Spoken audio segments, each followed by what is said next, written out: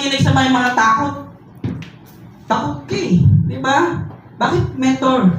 Kasi bakit? Yung mga takot na pagkikwentuhan mo, yung mga taong natatakot sa gawin ng negosyong to, for sure hindi nila ito sinimulan. Kasi nga, wala silang pera, di ba?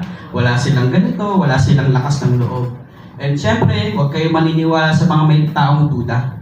Ano yung duda? Di uunlad, di aasenso. Agree? Yes! Kaya huwag kayong magdududa. Kasi bakit, guys, nakita na namin sa inyo yung mga results namin eh. Di ba? At syempre, huwag kayo makikinig sa mga taong mapaparay. Tanggalin mo yung P. Anong basa? Right. Okay, right ka dito.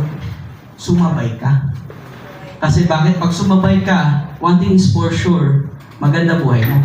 Yeah! Diba? At syempre, huwag kang makikinig sa mga walang pera. Wala na ang pera, ikikwentuhan mo pa. Baka ikaw din na walang pera. Ay, tama, totoo nga, huwag na tayo sumali.